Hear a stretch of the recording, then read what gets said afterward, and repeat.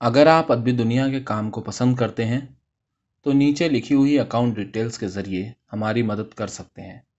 शुक्रिया। बारीन भूमिक की बीमारी। सत्यजीत रे। कंडक्टर की हिदायत के मुताबिक डी डब्बे में दाखिल होकर बारीन भूमिक ने अपना बड़ा सूटकेस सीट के नीचे रख दिया। इसे रास्ते में खोलने की ज़रूरत नहीं पड़ेगी। कंघी, बुरश, टूथब्रश, दाढ़ी बनाने का सामान, रेल में पढ़ने के लिए हेडलेचेस का नॉवेल, सब कुछ दस्ती बैग में है। इसके अलावा थ्रॉट पिल्स भी हैं। ठंडे डब्बे में सर्दी घुसने की वजह से कहीं गला बैठ जाए तो कल गाना नहीं गा सकेंगे। झट से एक टिकिया मुंह में डालकर बारीन भूमिक ने बैग को खिड़की के सामने मेज पर रख दिया। दिल्ली जाने वाली ट्रेन के चलने में अब सिर्फ 7 मिनट की देर है, लेकिन उनके डब्बे में कोई और मुसाफिर क्यों नहीं है? इतनी दूर का सफ़र क्या उन्हें अकेले ही तय करना होगा? यह तो एक तरह से अय्याशी की इंतहा है। हालात का तसव्वुर करके बारीन भूमिक के गले से खुद ब खुद एक गाने के बोल फूट पड़े। ओ बाग की बुलबुल, फूलों की डाली पर नहीं तुम झूलो। बारीन भूमिक ने खिड़की से हावड़ा स्टेशन प्लेटफॉर्म पर की भीड़ की तरफ एक नज़र डाली। दो नौजवान उनकी तरफ ताकते हुए आपस में कुछ गुफ्तगू कर रहे हैं। बारीन भूमिक को उन लोगों ने पहचान लिया है।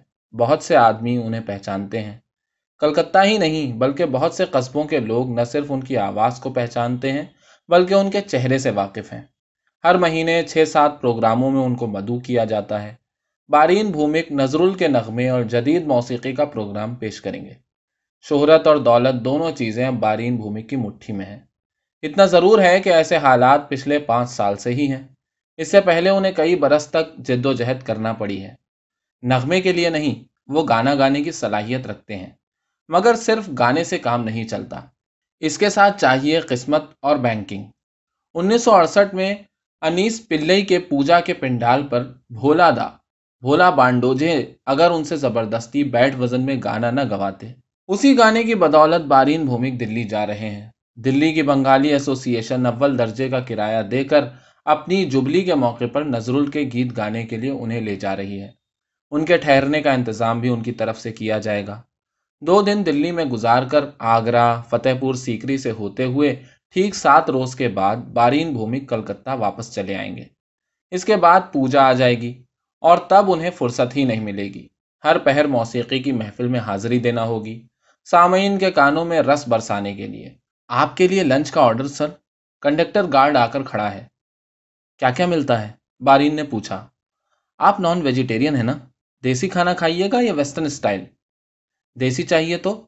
अपनी पसंद का खाने का ऑर्डर देकर बारीन ने अभी एक 3 कैसल्स सिगरेट सुलगाई ही थी कि उसी वक्त डब्बे के अंदर एक और मुसाफिर दाखिल हुआ और उसके बाद ही गाड़ी रवाना हो गई। आने वाले मुसाफिर से आंखें मिलते ही बारीन को वो आदमी पहचाना सा लगा और उनके लबों पर मुस्कुराहट आ गई, मगर अजनबी की तरफ से उसका कोई जवाब न पाकर वो मुस्कुराहट एक ही पल में मादूम हो गई। क्या फिर बारीन से गलती हो गई? छी छी, इस तरह मुस्कुराने की क्या ज़रूरत थी? कितने अजीब हालात से गुजरना पड़ा। याद आया, एक बार घुड़दौड़ के मैदान में भूरे रंग का कुर्ता पहने एक उम्र दराज आदमी को पीछे की तरफ से क्या हाल है त्रिविदा कहकर उसकी पुश्त पर एक धौल जमाने के बाद बारीन की समझ में आया था कि दरअसल वो त्रिविदा नहीं है। ये शर्मनाक याद बहुत दिनों तक उनके दिल को कुरेदती रही थी। आदमी को इस तरह के मुश्किल हालात में डालने के लिए चारों तरफ कितनी परेशानियां बिखरी पड़ी हैं। बारीन भूमिक ने दोबारा अजनबी के चेहरे पर नजर डाली। मौसूफ चप्पलें उतारकर सीट पर पांव फैलाए इलस्ट्रेटेड वीकली की वरक गर्दानी कर रहे हैं। कितनी हैरत की बात है, उन्हें फिर महसूस हो रहा है कि यह शख्स जाना पहचाना है। यह जान पहचान सरसरी नहीं बल्कि काफ़ी लंबी मुलाकात है। मगर कब की जान पहचान है? कहाँ मुलाकात हुई थी? घनी भवें, पतली मूछें, पामेड़ से रंगे हुए बाल, गाल के बीचों बीच एक दाग, इस चेहरे से वो अच्छी तरह वाकिफ हैं। हाँ, वाकिफ ही नहीं, वो जब सेंट्रल टेलीग्राफ में नौकरी करते थे तब से जानते हैं। क्या ये यकतरफा शनासाई थी? बज़ाहिर तो ऐसा महसूस होता है कि बारीन भूमिक उनके लिए बिल्कुल अजनबी हैं। आप अपने खाने का ऑर्डर। कंडक्टर गार्ड दोबारा आया है। बहुत ही खुश मिजाज और सेहतमंद शख्स है ये। सुनिए, अजनबी ने कहा, खाना तो बात की चीज़ है, पहले एक प्याली चाय मिल सकती है?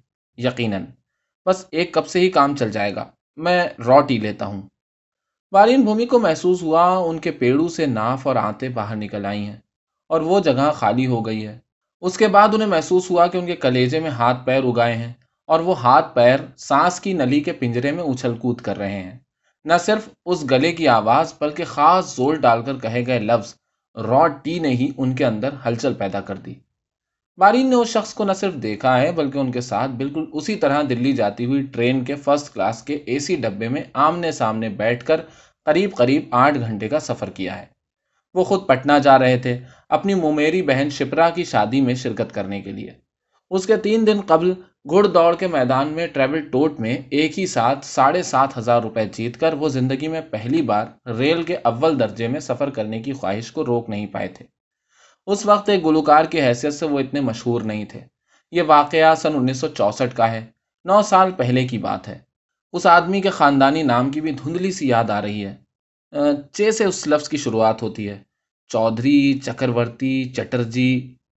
कंडक्टर गार्ड खाने का ऑर्डर लेकर चला गया। बारीन को लगा उस आदमी के सामने बैठने में वो घुटन महसूस कर रहे हैं। बाहर कॉरिडोर में जाकर खड़े हो गए। दरवाजे के सामने से 5 हाथ दाहिनी तरफ चे की नजरों से दूर। इत्तेफाक के मानी क्या है ये बात बारीन भूमि को मालूम नहीं, लेकिन वो जानते हैं कि हर आदमी को जिंदगी में इस किस्म के वाकयात से दो चार होना पड़ता है। मगर चे ने क्या उन्हें पहचान लिया है? न पहचानने की दो वजूहात हो सकती हैं। एक हो सकता है चे की याददाश्त कमजोर हो। दूसरी वजह यह है कि हो सकता है इन 9 बरसों के दरमियान बारीन के चेहरे में काफी तब्दीली आ गई हो। खिड़की से बाहर के चलते हुए मनाजिर की तरफ देखते हुए बारीन ने सोचने की कोशिश की। उनके 9 बरस पहले के चेहरे और उनके आज के चेहरे में कितना फर्क है। उनका वजन काफी बढ़ गया है, लिहाजा जाहिर है कि उनका चेहरा भी पहले से ज्यादा भर गया है। और क्या हो सकता है? चश्मा नहीं था मगर अब है। मूछें, कब उन्होंने मूछें मुंडवा दी थी? हाँ, याद आया, ज्यादा अरसा नहीं गुजरा। हाजरा रोड का वो सैलून। एक नया नौजवान हज्जाम दोनों तरफ की मूछों को यकसा नहीं तराश सका था। बारीन ने खुद इतना महसूस नहीं किया, लेकिन दफ्तर के उस गप्पी लिफ्ट मैन सुखदेव से लेकर 62 साल के बूढ़े खजांची केशव बाबू ने जब उनकी मूछों पर तबसरा किया तो बारीन को लाचार होकर अपनी प्यारी मूछें तरसवाना पड़ी। उसके बाद से उन्होंने मूछें रखी ही नहीं। मूछें हट गई हैं, गाल भर गए हैं, आंखों पर ऐनक लग गई है। बारीन बहुत कुछ मुतमईन होकर डब्बे के अंदर चले आए। वहरा एक ट्रे में चाय की प्याली और चाय लाकर चे के सामने रखकर चला गया। बारीन भी किसी मशरूब की तलब महसूस कर रहे थे, चाहे ठंडा हो या गर्म, लेकिन कहते कहते रुक गए। अगर गले की आवाज पहचान ले, और पहचानने के बाद नतीजा क्या हो सकता है, बारीन इसका तसव्वुर तक नहीं करना चाहते। इतना जरूर है कि सब कुछ इस बात पर मुनहसिर है कि चे किस किस्म का आदमी है। अगर वो एनिमेश दा की तरह हुआ तो फिर बारीन इत्मीनान की सांस ले पाएंगे। एक बार बस में एक आदमी अनिमेश दा की जेब टटोल रहा था। इस बात का इल्म होने पर भी शर्म के मारे वो कुछ न कह सके। बाद में घर आकर कहने लगे, पब्लिक बस में इतने लोगों के दरमियान एक सीन हो जाए और उसमें खास पार्ट मेरा ही हो, ऐसा कैसे होने दूं? यह आदमी क्या इसी किस्म का है? ऐसा होना बहुत मुश्किल है, क्योंकि एनिमेश दा जैसे लोग बहुत ही कम होते हैं। इसके अलावा चेहरे से भी ऐसा महसूस होता है कि यह आदमी उस किस्म का नहीं है। ये घनी भवें, नुकीली नाक, सामने की तरफ निकला हुआ नथना, सब कुछ मिलाने के बाद लगता है ये शख्स अगर बारीन को पहचान लेगा तो अपने रुएदार हाथ से शर्ट का कॉलर कस कर पकड़ते हुए कहेगा, तुम ही वो आदमी हो ना जिसने सन 64 में मेरी घड़ी चुराई थी? स्काउंड्रल, 9 बरस से मैं तुम्हारी तलाश में हूं, आज मैं तुम्हें। उसके बाद बारीन भूमिक सोच नहीं सके।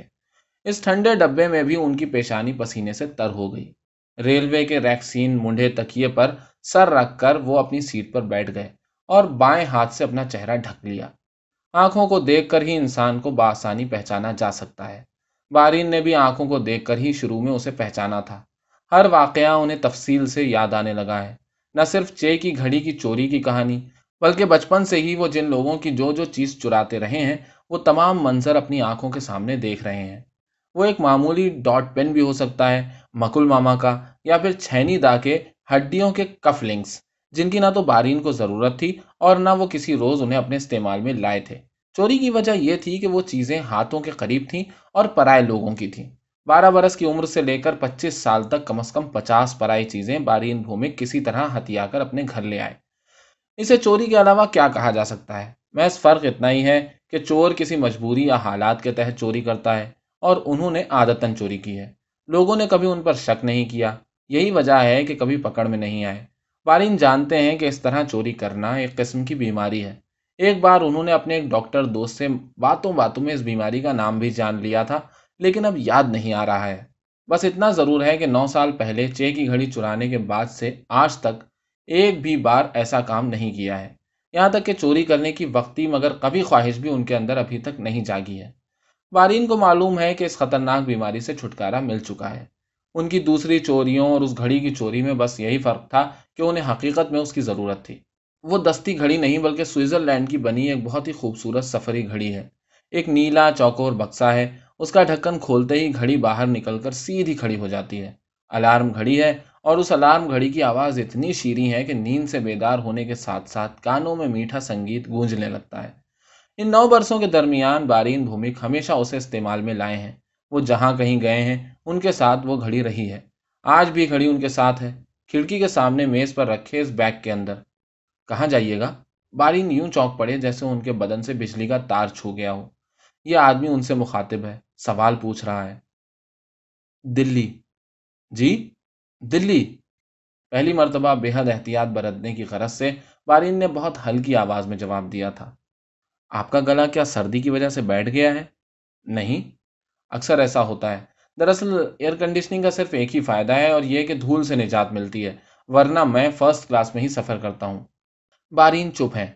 अगर यह मुमकिन होता तो वो चे की तरफ देखते भी नहीं, लेकिन चे उनकी तरफ देख रहा है या नहीं, ये बात जानने की ख्वाहिश में बार बार उनकी नज़र उसकी तरफ उठ जाती है। लेकिन चे मुतमईन और पुरसुकून नज़र आ रहा है। अदाकारी कर रहा है क्या? यह बात बारीन को मालूम नहीं। ये मालूम करने के लिए उस आदमी को और ज़्यादा जानना ज़रूरी है। बारीन जो कुछ जानते हैं वो मालूमात पिछली दफ़ा की है। एक ये कि दूध चीनी के बगैर चाय और पान की आदत। दूसरी ये कि स्टेशन आते ही नीचे उतरकर खाने की कोई ना कोई चीज़ ले आने की आदत। नमकीन चीज़ें, मीठी नहीं।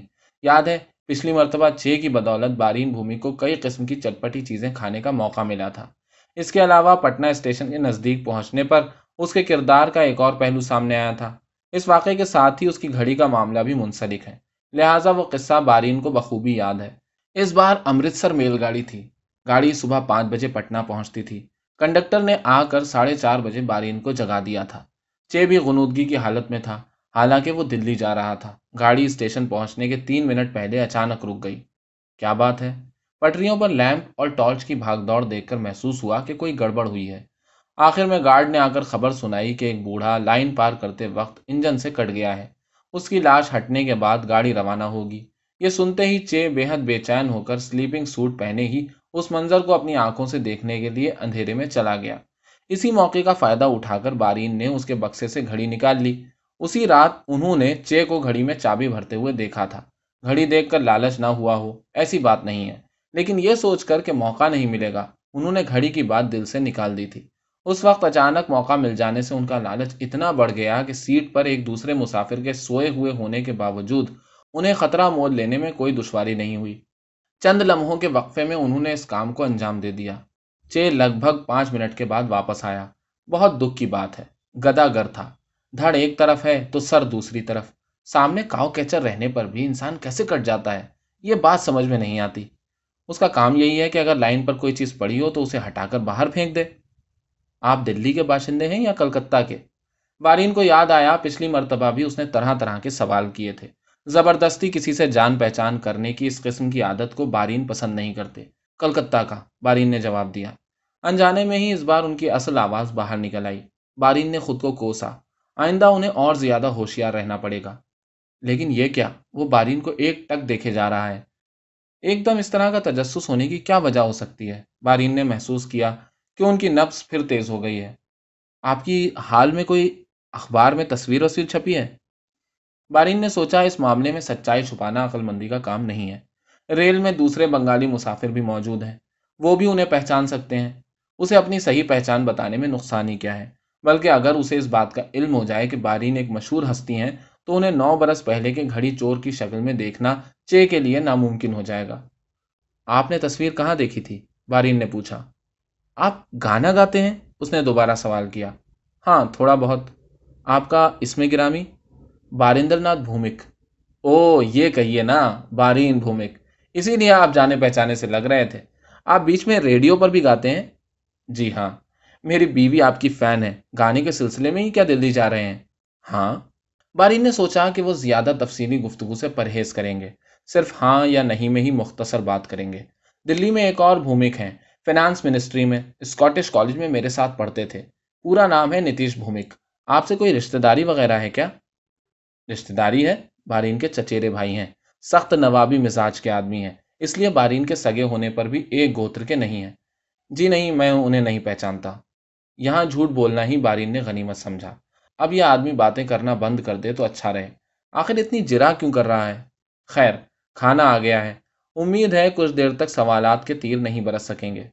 ہوا بھی یہی، چے کھانے کا شوقین ہے، ایک بار کھانا شروع ہو جاتا ہے تو گفتگو کا سلسلہ خود بخود تھم جاتا ہے۔ بارین بھومک کا خوف حالانکہ کافی حد تک دور ہو گیا ہے، لیکن پھر بھی ایک عجیب سی بے چینی محسوس کر رہے ہیں۔ اب بھی 20 گھنٹے کا راستہ باقی ہے۔ انسان کی یادداشت بھی بڑی غضب کی شے ہے، کب دھکا دے کر کس زمانے کی یادوں کو جگا دے کہنا دشوار ہے۔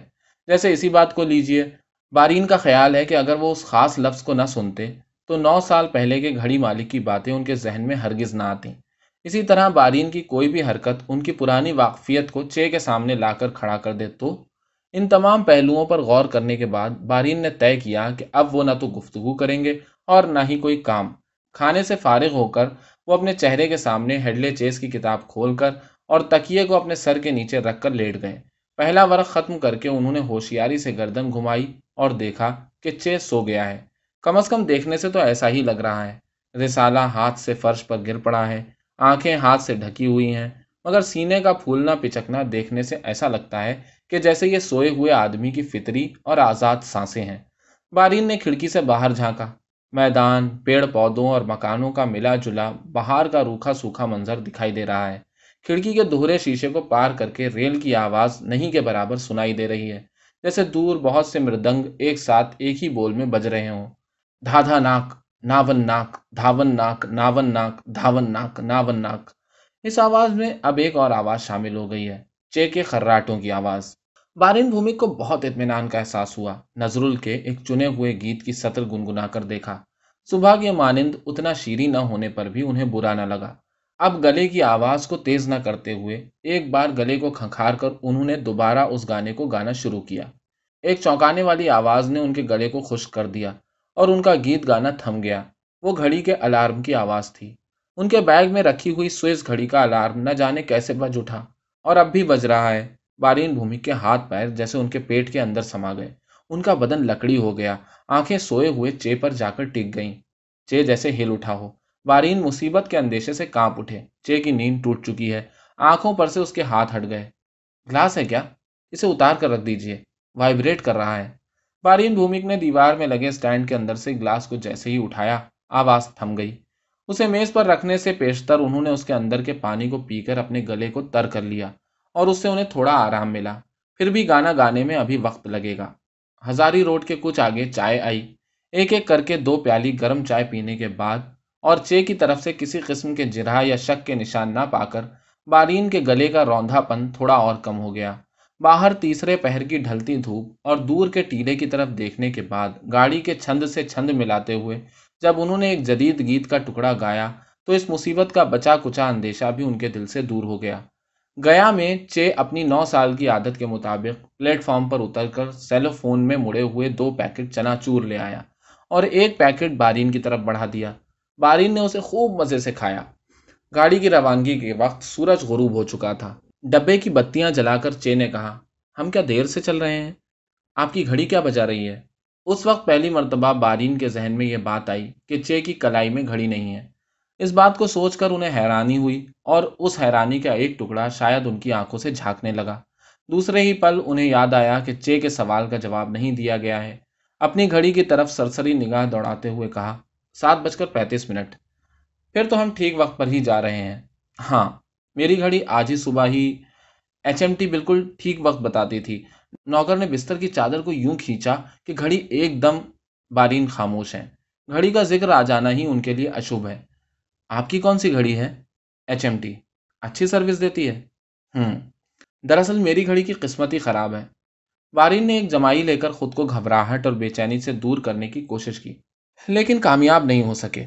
ان کے اعضا کا سنپن ان کے جبڑوں تک پہنچ چکا ہے۔ سننے کی طاقت ختم ہو جاتی تو انہیں بے حد خوشی ہوتی، لیکن ایسا ہونے والا نہیں ہے۔ چے کی آواز بخوبی ان کے کانوں میں پہنچ رہی ہے۔ جانتے ہیں، ایک سونے کی سوئس گھڑی، ٹریولنگ کلاک، میرے ایک دوست نے جنیوا سے لا کر مجھے دی تھی۔ 1 مہینہ بھی استعمال نہیں کر سکا۔ ریل سے دلی جا رہا تھا۔ تقریباً 8 سال پہلے کی بات ہے۔ ہم اور آپ جس طرح سفر کر رہے ہیں، اسی طرح ایک ڈبے میں ہم 2 آدمی، میں اور ایک دوسرا شخص، بنگالی۔ سوچئے تو کتنی خوفناک بات۔ شاید میں باتھ روم گیا ہوں گا یا اسٹیشن پہ اترا ہوں گا یا پلیٹ فارم پر، بس اسی بیچ گھڑی غائب کر دی۔ حالانکہ دیکھنے میں ایسا نہیں لگتا تھا۔ فرسٹ کلاس میں سفر کر رہا تھا، بھلا سا آدمی اور خوبرو چہرہ تھا۔ تقدیر اچھی تھی کہ اس نے قتل نہیں کیا۔ اس کے بعد سے میں ریل میں بیٹھا ہی نہیں۔ اس بار بھی ہوائی جہاز سے جاتا، لیکن پائلٹوں کی ہڑتال کے چلتے بارین بھومک کا گلا خشک ہو رہا ہے، ہونٹوں کا ہر حصہ بے بس ہو گیا ہے۔ ایسا محسوس ہوتا ہے کہ لبوں کو کسی نے سی دیا ہے، لیکن وہ اچھی طرح سمجھ رہے ہیں کہ ان تمام باتوں کے باوجود خاموش رہنا غیر فطری لگے گا، یہاں تک کہ مشکوک بھی ہو سکتا ہے۔ جی جان سے کوشش کرنے پر بے حد ہمت کر کے انہوں نے اپنی زبان سے چند الفاظ ادا کیے۔ آپ نے تلاش نہیں کی تھی؟ تلاش کیا کی جائے؟ ڈھونڈنے سے کیا یہ چیزیں واپس ملتی ہیں؟ بس اتنا ضرور ہے کہ اس شخص کے چہرے کو میں نے بہت دنوں تک یاد رکھا تھا۔ اب بھی دھندلا سا یاد ہے۔ سانولا رنگ، مونچھیں، آپ کے برابر ہی قد ہوگا، اور ہاں، دبلا پتلا تھا۔ اگر دوبارہ اس سے ملاقات ہو جاتی تو اسے باپ کا نام یاد کرا دیتا۔ جانتے ہیں، کسی زمانے میں باکسنگ کیا کرتا تھا، لائٹ ہیوی ویٹ چیمپئن تھا۔ اس شخص کے 14 اجداد کی قسمت اچھی ہے کہ دوبارہ اس پر نظر نہیں پڑی۔ اس کا نام بھی بارین کو یاد آ گیا، چکرورتی، پولک چکرورتی۔ حیرت ہے، باکسنگ کے بارے میں گفتگو کرتے ہی اس کا نام سنیما کے ٹائٹل کی طرح بارین بھومک کی آنکھوں کے سامنے تیر گیا۔ پچھلی مرتبہ بھی باکسنگ کے بارے میں پولک چکرورتی نے بہت سی باتیں بتائی تھیں، مگر نام جاننے سے بھی کیا ہوگا؟ اس نے تو کوئی جرم نہیں کیا ہے۔ مجرم تو خود بارین ہے، اور اس جرم کا بوجھ انہیں بے حد بے قرار اور بے چین کر رہا ہے۔ اگر اقبال جرم کر لیں تو کیسا رہے؟ گھڑی واپس کر دیں تو کیسا رہے؟ ہاتھ کے پاس بیگ کو کھولتے ہی دھت! وہ پاگل ہو گئے ہیں کیا؟ وہ اتنے فکر مند کیوں ہو رہے ہیں؟ اپنی پہچان چور کی شکل میں کرائیں گے؟ وہ ایک مشہور گلوکار ہیں، بغیر کہے کیوں وہ پرائی چیز لینے کی بات تسلیم کریں گے؟ اس وجہ سے جب ان کا نام خاک میں مل جائے تو تب کیا گانا گانے کے لیے ان کو کوئی دعوت دے گا؟ ان کے مداحوں کے دل کیا کہیں گے؟ کیا سوچیں گے وہ؟ پولک چکرورتی بار بار ان کی طرف گھور رہا ہے۔ اب دلی پہنچنے میں 16 گھنٹے رہ گئے ہیں۔ کسی بھی منحوس گھڑی میں پہچان لیے جانے کا خطرہ ہے۔ ارے، یہ تو وہی آدمی ہے، بارین نے تصور کیا۔ ان کی مونچھیں کھسک کر گر پڑی ہیں، گال سے گوشت جھڑ گیا ہے، آنکھوں سے چشمہ اتر گیا ہے۔ پولک چکرورتی بغور ان کے 9 سال پہلے کے چہرے کو گھور رہا ہے۔ اس کی نظر آہستہ آہستہ مرکوز ہوتی جا رہی ہے۔ لبوں پر ایک بے درد ہنسی ابھر آئی ہے۔ ہاں ہاں پیارے، اب راستے پر آؤ۔ اتنے دنوں کے بعد تم پکڑ میں آئے ہو۔ مزہ تو لوٹا ہے مگر نتیجہ نہیں دیکھا ہے۔ 10 بجے بارین بھومک کو کپ کپی کے ساتھ بخار آ گیا۔ گارڈ کو بلا کر انہوں نے ایک اور کمبل طلب کیا۔ اس کے بعد دونوں کمبلوں کو ایک ساتھ ملا کر پاؤں سے ناک تک ڈھک کر لیٹ گئے۔ پولک چکرورتی نے ڈبے کا دروازہ بند کر کے چٹخنی لگا دی۔ بتی بجھاتے وقت پولک بارین کی طرف مڑ کر کہنے لگا، لگتا ہے آپ کی طبیعت ٹھیک نہیں ہے۔ دوا لیجیے گا، میرے پاس بہترین ٹکیا ہے، 2 عدد کھا لیں۔ معلوم ہوتا ہے آپ کو ایئر کنڈیشننگ کی بالکل عادت نہیں ہے۔ بھومک نے دوا کی ٹکیا کھا لی۔ اب صرف یہی بھروسہ ہے کہ اگر پولک چکرورتی گھڑی چور کی شکل میں انہیں پہچان بھی لے تو بیماری کی حالت میں ان پر ترس کھا کر سخت سزا نہیں دے گا۔ اس بیچ انہوں نے ایک بات طے کر لی ہے، پولک اگر انہیں نہ پہچانے تب بھی دلی پہنچنے سے پہلے ہی موقع ملتے وہ سوئس گھڑی کو اصلی مالک کے بکسے میں رکھ دیں گے۔ اگر ممکن ہوا تو آدھی رات میں ہی اس کام کو انجام دے دیں گے، لیکن اگر بخار کم نہیں ہوتا ہے تو کمبل کے نیچے سے نکلنا دشوار ہے۔ اب بھی بیچ بیچ میں پورا جسم کانپ اٹھتا ہے۔ پولک اپنے سر کے پاس ریڈنگ لیمپ جلائے ہوئے ہے۔ اس کے ہاتھ میں کھلی ہوئی ایک پیپر بیک کتاب ہے، لیکن کیا وہ واقعی مطالعہ کر رہا ہے یا کتاب کے اوراق آنکھ پر رکھے کچھ سوچ رہا ہے؟ کتاب کو ایک ہی طرح سے کیوں تھامے ہوئے ہے؟ ورق کیوں نہیں الٹ رہا ہے؟ آمنے سامنے کے 2 صفحے پڑھنے میں کتنا وقت لگتا ہے؟ اب بارین نے غور کیا کہ پولک کی نظر کتاب کے صفحے سے ہٹتی جا رہی ہے۔ اس کا سر آہستہ آہستہ بغل کی طرف مڑ گیا، آنکھیں گھوم کر بارین کی طرف آ رہی ہیں۔ بارین آنکھیں بند کر لیتے ہیں، کچھ دیر تک آنکھیں بند کیے پڑے رہتے ہیں۔ اب بھی کیا پولک ان کی طرف گھور رہا ہے؟ خوب ہوشیاری سے بارین اپنی پلکوں کو تھوڑا سا کھولتے ہیں، اس کے بعد پھر بند کر لیتے ہیں۔ پولک انہی کو گھور رہا ہے۔ بارین کو محسوس ہوا کہ ان کی چھاتی کے اندر وہی مینڈک پھر سے کودنے لگا ہے۔ پسلیوں کی ہڈیوں میں پھر سے دھکا لگ رہا ہے۔ دھک پک دھک پک دھک پک دھک پک دادرے کا چھند ہے۔ ریل گاڑی کے پہیوں کے گمبھیر چھند میں گم ہوتا جا رہا ہے۔ एक बार आहिस्ता से खच की आवाज होते ही आंखें बंद होने पर भी बारीन की समझ में यह बात आ जाती है कि डब्बे की आखिरी बत्ती बुझ चुकी है। अब हिम्मत करके बारीन आंखें खोलकर देखते हैं। दरवाजे के पर्दे की दरार से आती हुई हल्की रोशनी ने डब्बे के अंधेरे को ज्यादा गहरा नहीं होने दिया है। इसी रोशनी में वो देखते हैं, पुलिक चक्रवर्ती ने अपने हाथ की किताब को बारीन के बैग के पास रख दिया है। उसके बाद कंबल को घुटने तक ओढ़ कर करवट ली है और फिर बारीन के आमने सामने होकर एक जमाई ली है। बारीन भूमिक को एहसास हुआ कि उनकी छाती की धड़कन आहिस्ता आहिस्ता बहाल होती जा रही है। कल सुबह, हाँ कल सुबह, पुलिक के ट्रैवलिंग क्लॉक को अपने बैग से निकालकर उसके सूट केस में कपड़े लत्तों के नीचे रख देना है। सूट केस में ताला नहीं लगा है। थोड़ी देर पहले ही पुलिक ने स्लीपिंग सूट निकालकर पहना है। बारीन की कपकपी बंद हो गई है। शायद दवा काम कर गई है। उसने उन्हें कौन सी दवा दी थी, नाम नहीं पूछ सके थे। अपनी बीमारी के बायस कहीं दिल्ली के मौसीकी के शौकीनों की वाहवाह से महरूम न हो जाएं। इसी खौफ से उन्होंने बहुत तेजी के साथ पुलिक चक्रवर्ती की दी हुई दवा खा ली थी। लेकिन अब लगता है नहीं, इन फिक्रों को अब वो टिकने नहीं देंगे।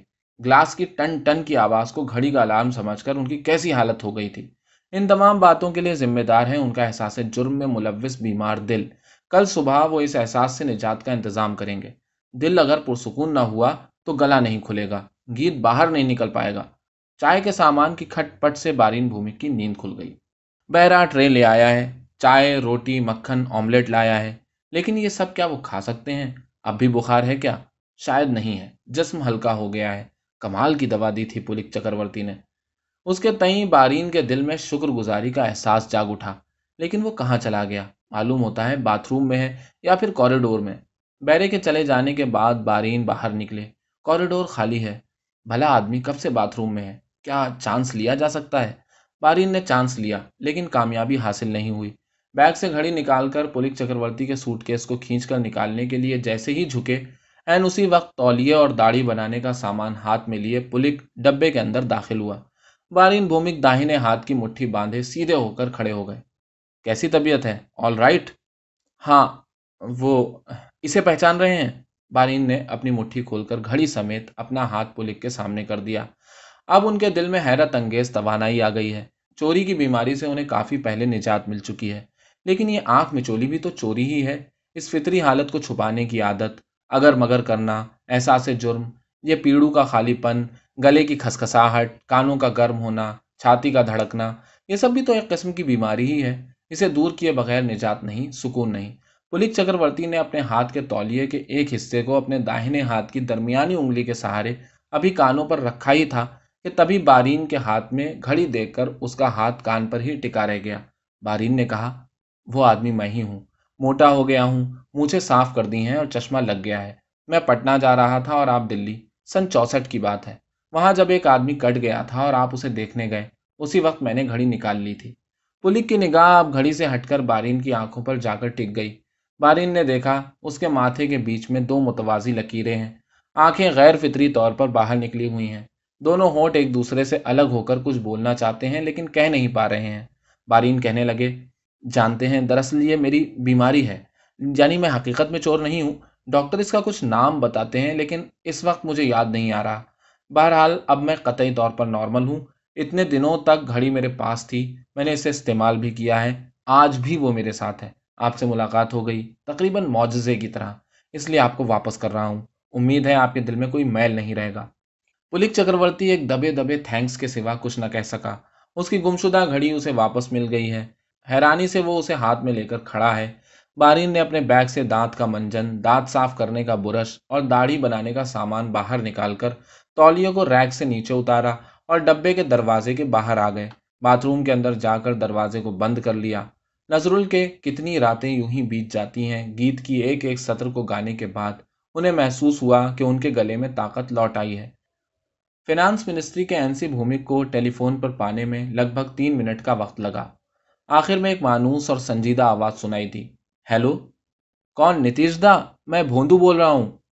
तू पहुंच गया है? आज तेरी गलीबाजी सुनने आऊंगा। आखिरकार तू नाग ही निकला। तसव्वुर नहीं किया जा सकता। खैर, क्या हालचाल है? अचानक नीतीश दा को क्यों याद किया? वो पुलिक चक्रवर्ती नाम के किसी आदमी से आपकी वाकफियत थी? आपके साथ स्कॉटिश कॉलेज में पढ़ता था, बॉक्सिंग करता था। तू झाड़ूदार के बारे में बात कर रहा है? झाड़ूदार?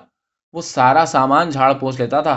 کسی کا قلم، لائبریری سے کتاب، کامن روم سے ٹینس کا بیٹ۔ میرا پہلا رنسن وہی اڑا کر لے گیا تھا۔ حالانکہ اسے کوئی کمی نہیں ہے، بہت امیر آدمی ہے۔ یہ ایک قسم کی بیماری ہے۔ بیماری؟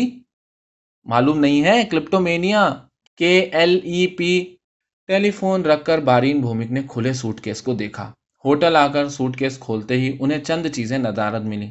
ایک کارٹن 3 کیسل سگریٹ، ایک عدد جاپانی بائنوکولر، ایک 100 کے 5 نوٹ سمیت منی بیگ۔ کلپٹومینیا، بارین کو یہ نام معلوم تھا لیکن بھول گئے تھے۔ اب نہیں بھولیں گے۔